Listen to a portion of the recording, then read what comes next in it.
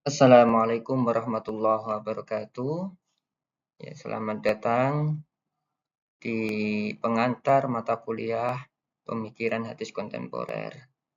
Nah, video ini dibuat untuk mengantarkan teman-teman dalam memahami mata kuliah Pemikiran Hadis Kontemporer. Oke, kita mulai. Kenapa pemikiran hadis itu penting untuk dipelajari? Nah, di sini teman-teman ya ada beberapa alasan. Yang pertama adalah karena hadis itu sendiri sebagai sumber utama kedua agama Islam. Ya. Terus kedua, kemudian ada dinamika di dalam interpretasi hadis itu sendiri. Dan ketiga, yang penting juga adalah bahwa adanya tantangan dan relevansi dalam pemikiran hadis.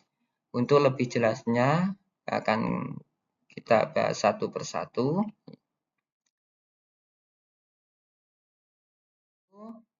Hadis sebagai sumber utama Islam. Yang kita tahu, hadis mempunyai beberapa fungsi. Yang pertama adalah fungsi terkait dengan penjelasan dan rincian Al-Quran. Yang kedua, fungsi hadis sebagai sumber hukum yang independen. Dan ketiga adalah bahwa hadis itu sebagai model perilaku atau uswatun hasanah yang terbaik. Dan sekarang terkait dengan kenapa terjadi dinamika pemikiran di dalam hadis ini. Nah, dinamika pemikiran atau perubahan pemikiran di dalam hadis itu terkait dengan tiga hal. Yang pertama, karena adanya perubahan konteks sosial historis. Kedua, adanya perkembangan ilmu pengetahuan dan metodologi. Dan juga karena adanya munculnya isu-isu baru. Oke, kita jelaskan lebih lanjut. Perubahan konteks sosial historis. Ya, kita tahu bahwa hadis diucapkan dalam konteks sosial budaya historis pada masa masyarakat Arab abad ke-7. Nah, ketika itu umat Islam berinteraksi dengan peradaban lain dan menghadapi realitas yang berbeda. Nah, maka ulama dan pemikir Islam pada umumnya perlu menafsirkan kembali hadis agar relevan tanpa mengorbankan esensinya. Misalnya, hadis tentang sistem ekonomi di masa Nabi perlu ditafsirkan ulang agar relevan dengan sistem ekonomi modern.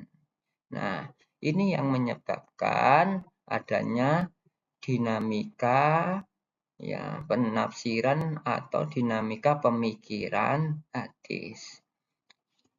Selanjutnya terkait dengan perkembangan ilmu pengetahuan dan teknologi. Ya. Seiring waktu, ilmu pengetahuan itu terus berkembang. Begitu juga metodologi memunculkan disiplin ilmu baru seperti sosiologi, antropologi, ada juga kritik sejarah dan hermeneutika modern. Nah, ini memberikan lensa baru untuk menganalisis dan memahami hadis.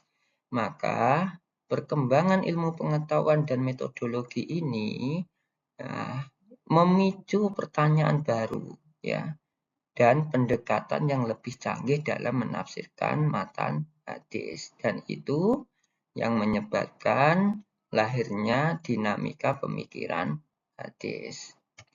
Oke. Nah, terakhir terkait dengan munculnya isu-isu baru. Nah, setiap era itu pasti kan memunculkan isu-isu yang baru yang tidak pernah ada di zaman Nabi. Nah, seperti isu terkait dengan bioetika, hak asasi manusia, teknologi digital, dan perubahan iklim gitu ya. Nah, itu pasti menuntut adanya interpretasi hadis yang inovatif untuk menemukan panduan dan moral dan hukum Islam di dalamnya. Nah, maka munculnya isu-isu baru di dunia modern atau di dunia kontemporer saat ini, nah itu menyebabkan terjadinya dinamika pemikiran hadis. Nah, dari ini semuanya lah kemudian menjadi argumentasi bahwa pentingnya mempelajari pemikiran hadis. Nah, itu mungkin yang bisa saya sampaikan terkait dengan pengantar mata kuliah ini.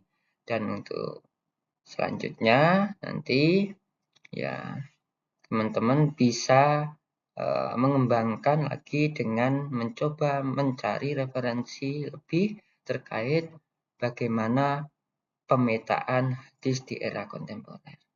Dari saya sekian, terima kasih. Wassalamualaikum warahmatullahi wabarakatuh.